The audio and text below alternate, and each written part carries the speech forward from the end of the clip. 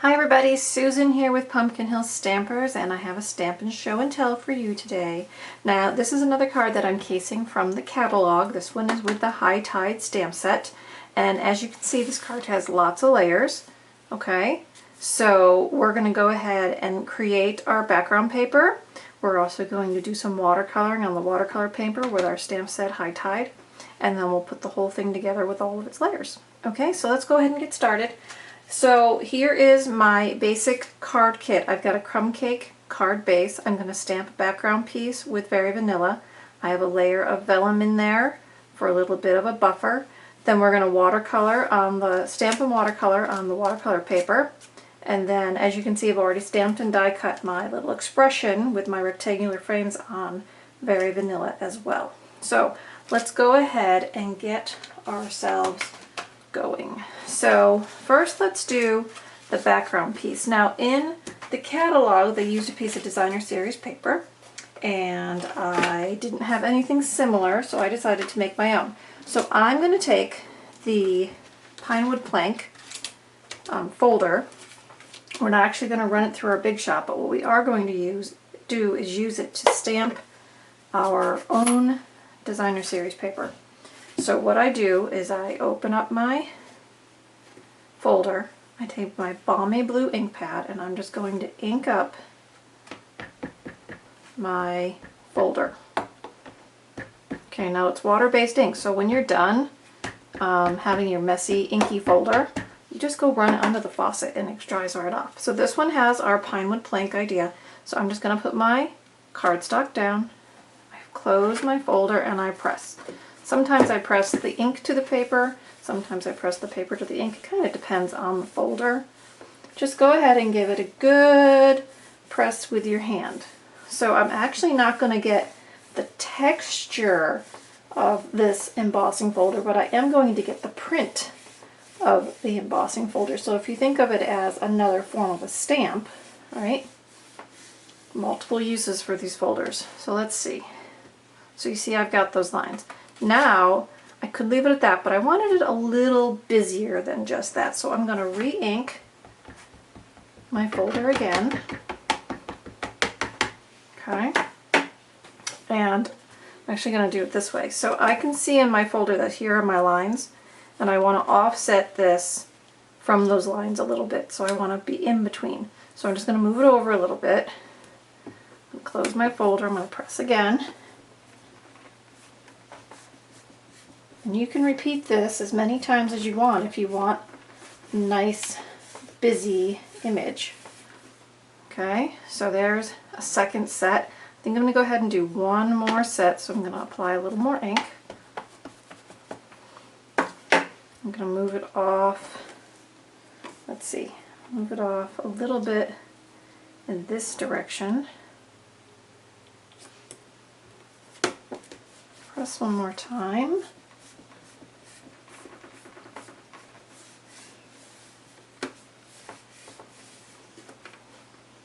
Alright, so now I've got a stamped with my folder background image to use as a layer on my card. Okay, so we're going to go ahead and put that right on our card as we go, and the vellum's going to go right on top of that, so I'll bring that one in as well. So let me get some snail. So I'm just going to add some snail to the back of my printed stamped DSP. And as you can see, I kind of twisted those two layers. So this one's going to go like this. Alright, and then I just have a piece of vellum, and I'm just going to add some snail to the center. This one I offset the other direction. Okay, so they're just going to kind of flare out behind the main image. Alright, so there's step one. Now we got to do our stamping and watercoloring. So let me go ahead and bring in the watercolor piece. Now here is a little trick. So in the final production here, we've got our tag, right, that I've already stamped. But do you see how they've split the paper into two sections? We've got the water section and the sky section. So the way I figured out where I needed to do that was I brought in my stamp, okay, and I put it down. You know, our grid sheets have these dividing lines, so I put it down right about there. So I've got my sentiment lined up with this piece. Then I decided I want about this much space under my sentiment that's going to show water. So I just line this up on my grid paper, square it off, and then I'm going to bring in a post-it. I can move this now, and my post-it's going to go right across that horizon line on my grid paper. Okay, so now I've masked off the bottom half, or bottom section, it might not be half, but the bottom section of my paper, and because this is a little wider, it's holding that in place for me. Okay, so now I'm going to bring in my crushed curry ink, and I'm going to bring in this ray from the stamp set. And I'm just going to repeatedly stamp it onto my cardstock here. Now, I could pre-wet this a little bit, maybe I'll do that, but very lightly. Very lightly. I'm not even squeezing my pen, I'm just kind of letting a little bit of the moisture from my tip go on there. Because I want these rays to be kind of prominent. I don't want them to be too washed out. So I'm going to start here, and I'm just going to start on my angle. Okay, it doesn't really matter where you start. And I'm just going to repeat the rays from the center point and just build out my sun. Go back and go the other way. Okay, the only thing I really wanted though is I wanted to make sure I had yellow all the way across this horizon line. So I'm actually going to stamp this one a little bit more prominently, okay? So I'll go back and do this side too. Really press that in there. So now I've got my sun rays. Now I'm going to come back with my aqua painter. This time I am going to squeeze a little bit of water into that tip. And now I'm just going to go back in and I'm going to pull that ink from where I stamped my rays, and I'm just going to watercolor right over. And I'm going to fill in the rest of that watercolor paper with washed out ink. So I can still see where I stamped my rays, but now my whole sky has that yellow look to it. Now, in the sample in the catalog, they used a half circle template, and they probably inked right in there. This one, I had enough overlap that I was happy with it. This one's a little bit washed out, so what I'm going to do is I'm going to go ahead and squeeze my ink pad onto my lid and just put some color there. And I'm going to pick that up with my pen, and I'm just going to kind of paint my own kind of central circle here, half circle really, right? Just to kind of give it a little bit of shape, but not too definite.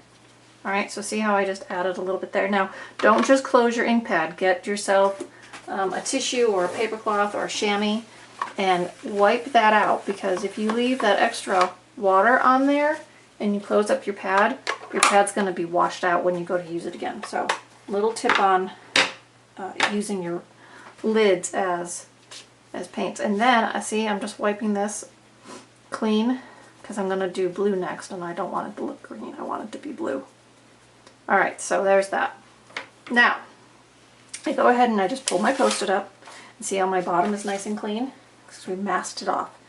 All right, so then in the sample they used our new Seaside Spray and Balmy Blue as two colors to create their watery ocean. Now, I have not purchased my new in color ink pad yet because I'm waiting for the Purple Posy to come out so I can buy them together for the discount.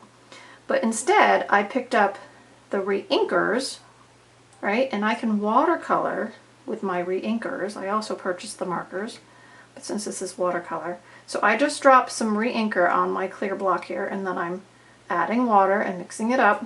And now I'm just going to lightly, right, a little more definitely there, but I want to really wash this out. And I'm just going to give this a watercolor wash of that sea spray. Right, Seaside Spray is what we call it. So I'm just gonna fill my watercolor paper with a washed out brush. Now there might be some darker spots and some lighter spots, and that's okay. And this half of the paper is much wetter than the top half. Now, right on top of that layer of ink, I'm going to use the stamp from the stamp set, and I'm going to use, this is Balmy Blue, so it's a little bit different blue, but I'm going to head and stamp some defined waves right on top of my watercolored paper while it's wet. Is fine. They can overlap. I'm kind of bringing mine down across the paper, right? But you can stamp it how you want to. Because it's your card, you can make it your way, right? I say that. Okay, now if you wanted to, you could come back in and you could add a little more water over this if you wanted to blend it a little bit, but it doesn't really need to be. So there's that. Now, one thing, before you add this piece to your card, well, obviously we're going to put the sentiment and stuff on it, but you really want it to dry. You want it to be stiff when you add it to your card. Otherwise, you're going to put your adhesive on there and you're going to push it down and it's going to dry and it's going to lift and you're not going to be happy. So really let it dry. Now we're not done. We're going to add our seabirds. And I'm going to go ahead and stamp that still while it's wet. That's fine. So I'm just going to bring in the crumb cake, ink up my seabirds. All right, and I'm just going to, whoop, not upside down. Good thing I could see through those polymer stamps. And my seabirds are just flying away. Stamp that down. All right, so now I've got my seabirds in there. So, time to do the tag and the twine, right? Okay, so I'm going to go ahead and switch this out for my dry one, because then I'll just put it right on the card. But you can see how they're similar but different. Okay, so every time you do a watercolor technique, they're not going to be exact. They're going to be different, but that's okay. That's kind of the fun part of stamping. So I have already stamped and die cut with my rectangular frame here, my little tag. In the sample, they kind of gave this a jagged, torn edge on the bottom, so I'm going to repeat that. All right, a little fun there. Then I'm going to go ahead and I'm going to add snail to the back of my tag, and because this is dry, it'll stick now. And I'm just placing it, see, remember our horizon line? I'm just placing it so my words are slightly under that horizon line, and that's because I'm going to use that horizon line to wrap my twine. So let me go ahead and unwrap a bunch of twine here. I'm going to add some snail to the back. All right, so I have some place to anchor the twine. Start in the back. And I'm just going to wrap it right around that horizon line to give it some texture. All right, a simple embellishment. Now on their sample in the catalog, you'll see they added a bow. I didn't add a bow. I didn't think I wanted a bow. So there's that. Now, to add this to my card, I'm going to use dimensionals, and watch my little trick here. So I add my normal dimensionals right in my corners, but then I'm also going to add dimensionals in here because I want it to really adhere and be firm, and then I add a couple dimensionals over my twine just to keep it in place. All right, sometimes that twine wants to come undone after a while. So adding those dimensionals overlapping on that twine line is going to help keep it together. All right, so pull up all these backs. Let's see. Oh, here it is. So here's my card. Here's my finished image, and then I'm just going to put this on, and I'm squaring this back to the original card base. So there we go. So there's all my little tips and tricks for this case out of the catalog. You can change your colors. You can use background paper instead of stamping your background, obviously. So lots of little things, fun things today. If you enjoyed today's video, and I hope you did, then come on over to the website, pumpkinhillstampers.com, and subscribe to the blog. Every time I post a new project or a new tip or a new trick or a new technique, you would get an email direct to your inbox so you wouldn't miss everything. I don't do videos for everything, so I've got lots of other fun stuff on the blog that you might find interesting. So come on over, give it a try, subscribe to the blog, And you might find that you're happy over there. And of course, if you don't already have a demonstrator, or if you're not a demonstrator yourself, which you could be, I'd appreciate any of your Stampin' purchase business. That's how I get to keep doing all these fun videos. So if you're enjoying and you can support me, I would appreciate it. Thanks everybody. I hope you're having a great July, and I'll see you the next time. Bye-bye.